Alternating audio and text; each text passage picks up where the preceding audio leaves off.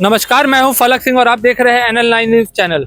और आज हम मौजूद है इनकम टैक्स स्थित बीजेपी कार्यालय में, जहां पर कुछ ही देर बाद प्रधानमंत्री नरेंद्र मोदी आने वाले हैं। नरेंद्र मोदी के आगमन की तैयारियों में कार्यकर्ता जोर शोर से जुटे हुए हैं। आइए बात करते हैं कुछ कार्यकर्ताओं से। चलिए अब हम बात करते हैं यहाँ के आम जनता से कि उनकी क्या राय है इस चुनाव और मोदी के 7वीं बार मोदी जी के आने के बारे में। सर, आपका नाम? मेरा नाम हुआ रंजित कुमार। कहाँ के हैं सर आप? पटना जिला। आज मोदी जी आ रहे हैं सर, क्या कहना है आपका? मोदी जी आ रहे हैं, बहुत अच्छी बात है। इस बार लक्ष्य 400 पार हम लोग को करना है। क्या आपको भरोसा है इस बार 400 पार होगा? इस 400 पार होगा। विपक्षी दलों का दावा है सर कि वो 300 सीटें से ऊपर निकाल रही है। विपक्षी दल तो हवा हवाई हो जाएगा। वो लोग को तो हवा हवाई बात करना है, धरती पर तो कुछ काम करना नहीं है वो लोग। सर, पर बीजेपी की अग्निवीर योजना पर विरोध देखा जा रहा है आम जनता के बीच में, इस पर क्या कहना है आपका? वो अग्निवीर तो है, सरकार तो अपना निर्णय लिया है, लेकिन जनता के नज़र में वो जो कानून लाए हैं वो गलत किए हैं। आपका कहना है कि मोदी जी ने गलती की है? इसमें संशोधन की जरूरत है। लाए हैं, लेकिन इसमें लाने के बाद उसमें कुछ संशोधन किया जाए जिससे आदमी का फ्यूचर बना रहे। किस तरीके का संशोधन सर चाहते हैं आप? उसमें जो कार्य अवधि जो छोटा किया गया है 4 साल या 8 साल, उसको और बढ़ाया जाए। और वो जो बेरोजगार लोग घूम रहा है रोड पर, उसको रोजगार दिया जाए। यही हम लोग को मोदी जी से प्रार्थना है। पर आरजेडी पार्टी के नेता तेजस्वी यादव का दावा है कि वो रोजगार देंगे, 1 करोड़ युवाओं को रोजगार मिलेगी। वो 15 साल में तो रोड बिहार की जनता को तो रोड पर ला दिए, और वो रोजगार क्या देंगे। राहुल गांधी का भी यही कहना है कि हाँ, वो मुद्दे की बात कर रहे हैं, विकास की बात कर रहे हैं, महंगाई के लिए लड़ रहे हैं, इस पर क्या कहना है? राहुल गांधी तो हवा हवाई हैं, उनका तो कोई बात में कोई दम नहीं है। वो बोलेंगे क्या, करेंगे क्या। इलेक्शन में आते हैं तो जनेऊ पर लेते हैं, मस्जिद में जाते हैं तब नमाज पढ़ते हैं। वो उनका तो कहना ही कुछ और है। तेजस्वी यादव ने यह भी आरोप लगाया है कि मोदी जी मुद्दों की बात नहीं करते, हवा में बातें करते हैं। आज भी उनका बड़ा बयान आया है कि मोदी जी सिर्फ हमें गालियां देते हैं और बिहार की जनता के सवाल का जवाब नहीं देते। इस पर क्या कहना है? नहीं, मोदी जी हवा हवाई नहीं बात करते। मोदी जी धरती पर की बात करते हैं। और दुनिया का अर्थव्यवस्था जो है वो मतलब अभी 5वें स्थान पर है, और आने वाला समय में और कम स्थान पर आएगा। और वो धरती से जुड़ल है नेता हैं, और आज उन्हीं का केंद्र का जो अभी जो योजना चल रहा है, उसी से पूरा बिहार हो या अदर स्टेट हो, उनका काम झलक रहा है। जेडीयू और बीजेपी के बीच में फिर अनबन की खबरें आ रही है, इस पर कुछ कहना चाहेंगे आप? नहीं, आप तो खुद नीतीश कुमार जी जहाँ भी भाषण में जाते हैं, अपना भाषण देते हैं और बोलते हैं कि मैंने जो किया सो गलत किया, अब मैं कहीं नहीं जाऊंगा, मैं अब असली जगह पर आ गई हूँ, मैं यहीं साथ में मिलकर राजनीति करूंगा। पाटलिपुत्रा लोकसभा से इस बार मीसा भारती को कहाँ देख रहे हैं आप? ये पाटलिपुत्रा मीसा भारती तो उम्मीदवार हैं ही, लेकिन यहाँ पाटलिपुत्रा की जनता रामकृपाल जी को और केंद्र में मोदी सरकार को देखते हुए यहाँ की जनता रामकृपाल जी को वोट देने जा रहा है। क्योंकि रामकृपाल जी का पटना संसदीय में क्षेत्र में वर्क नहीं कर पाए, लेकिन उसको देखते हुए भी केंद्र के राजनीतिक लोग के देखते हुए वोटिंग करने जा रहा है। तो मीसा भारती टक्कर दे पाएगी रामकृपाल यादव? यस दे पाएगी। आज बिहार में 5 जगहों पर वोटिंग हुई जिसमें हाजीपुर और सारण बड़ी सीटें थी, उस पर क्या कहना है आपका? उस पर क्या कहना है, उस पर तो हम लोग मतलब हाजीपुर ने मतलब वैशाली या कहीं क्या, हम लोग तो वहाँ का वोटर है नहीं, हम लोग तो पटना में है। वो तो न्यूज़ सुनने के बाद ही पता चलेगा कि किसका वोटिंग हुआ। चिराग पासवान लड़ रहे हैं हाजीपुर से, क्या लगता है चिराग पासवान लड़ रहे हैं। चिराग पासवान बहुत भावी नवयुवक हैं और उनका राजनीति बहुत अच्छा है और अब फ्यूचर में आगे मतलब वो राइज करेंगे। युवा नेता हैं और हाजीपुर से चुनाव जीतेंगे। से जानते हैं कि बिहार सरकार को लेकर के इनकी क्या राय है, इनकी क्या प्रतिक्रियाएं हैं? बिहार सरकार में नीतीश कुमार की सरकार है, इसमें भ्रष्टाचार का एकदम जखीरा बना हुआ है। कहीं ऑफिस में जाइए तो कर्मचारी बात सुनने के लिए, अफसर बात सुनने के लिए तैयार नहीं है। और जो एक साधारण मोटिवेशन के लिए आदमी जनता जाता है तो न सीओ साहब बात कर पाते हैं, न कर्मचारी बात करते हैं। जनता एक दिन जाता है, 2 दिन जाता है और जाके अपना घर बैठ जाता है और जनता के कुछ काम नहीं हो पाता है। इससे अफसर शाही से जनता परेशान है, इसको दुरुस्त करने की आवश्यकता है। अफसर लोग पर चाँप चढ़ाने की आवश्यकता है। वही हॉस्पिटल में जाइए तो डॉक्टर लोग का टाइम है 9 बजे से आने के, वो आएंगे 11 बजे और स्टाफ भी आएगा 10:30 में और जनता का पुर्जा कटाना है और टाइम ख़त्म हो गया। ये कहाँ का नियम है? इसको भी संशोधन किया जाए। तो क्या लगता है सर, इसके पीछे कारण क्या हो सकता है? इसके पीछे कारण है कि यहाँ खुद यहाँ अफसरशाही राज है।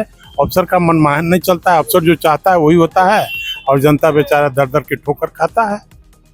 जेडीयू और बीजेपी की सरकार है सर, फिर भी ऐसा भ्रष्टाचार? हाँ, ऐसा भी भ्रष्टाचार अभी बना हुआ है जो इसको शुद्ध करने की जरूरत है, लेकिन इस पर सरकार की निगाहें नहीं जाती है।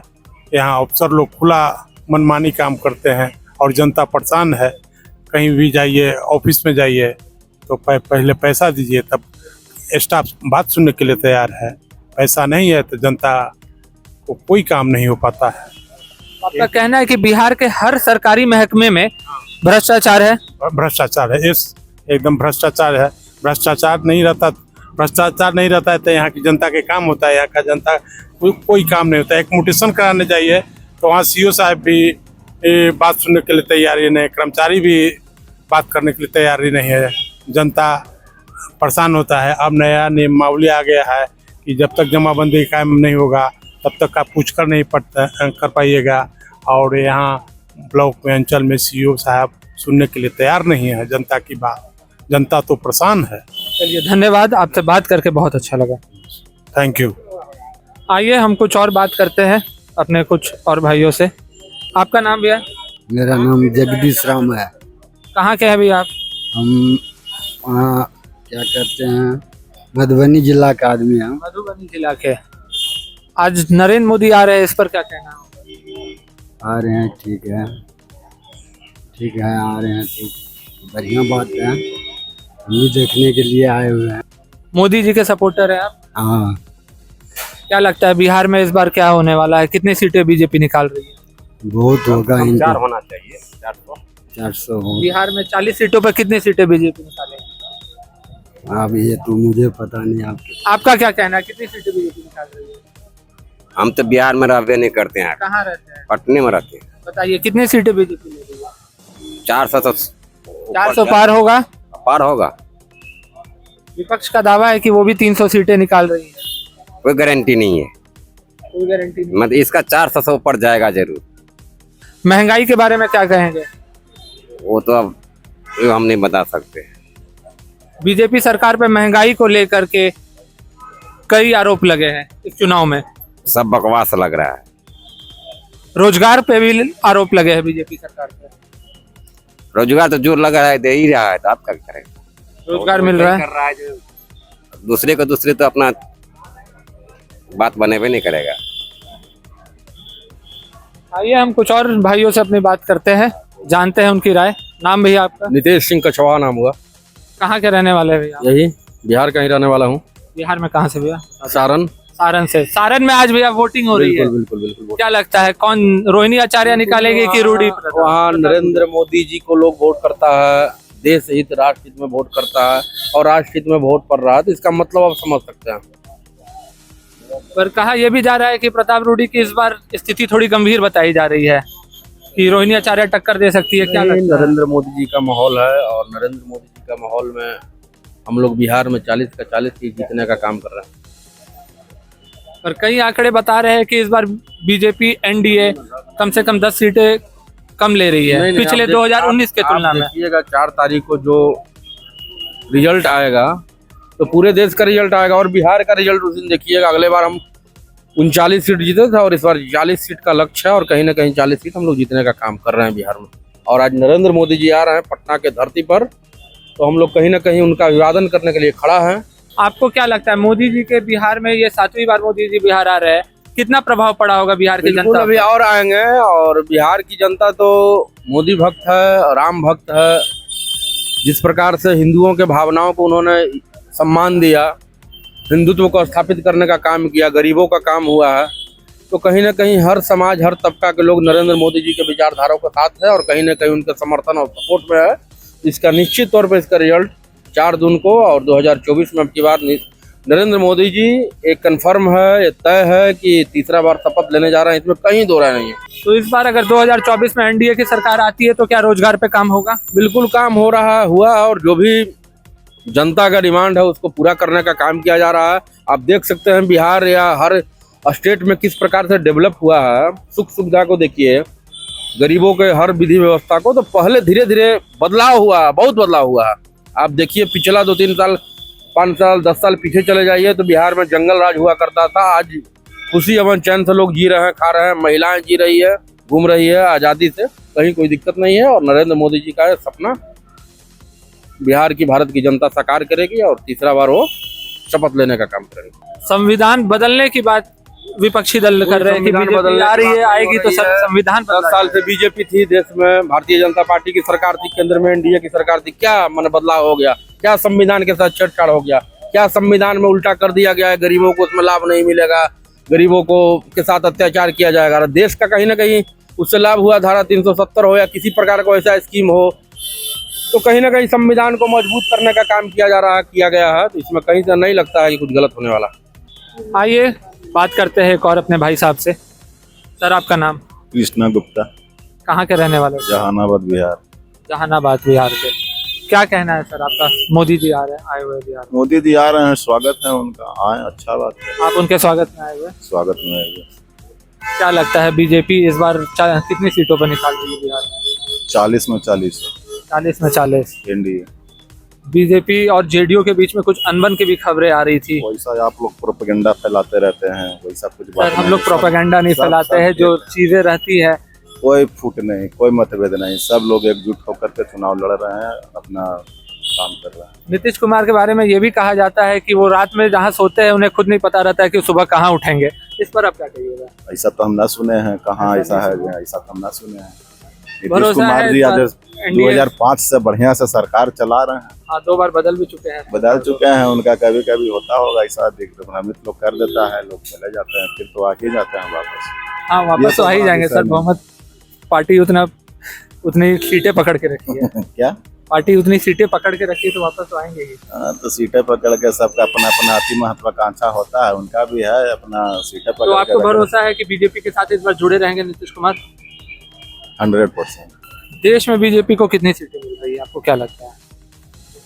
मिनिमम 400 से प्लस रहेगा। एनडीए को 400 के से प्लस सीटें।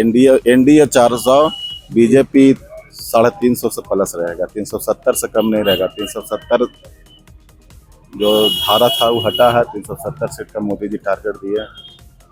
इंडिया गठबंधन के 370 राहुल गांधी, तेजस्वी यादव, अखिलेश यादव, इन सभीयों का दावा है कि वो 300 से ऊपर की सीटें ले रहे हैं। ये सब शहजादे हैं हमारे, मोदी जी इन लोग के शहजादे कहते हैं। इन लोग का भी जमीन पर उतर के थोड़ी पब्लिक के काम किया है, पब्लिक के साथ रहा है। मोदी जी शहजादे कहते तो प्रियंका गांधी ने भी शहंशाह कहा था, इस पर क्या कहिएगा? वो उनका कोई नोटिस लेता है, प्रियंका गांधी कुछ भी कहे उनका कोई नोटिस लेता है। उनको तो दादी से आंख मिलता है, नाक मिलता है, मुंह मिलता है, लोग मिलाते रहता है, उनको क्या क्या। सारण में भी वोटिंग हो रही है, क्या लग रहा है?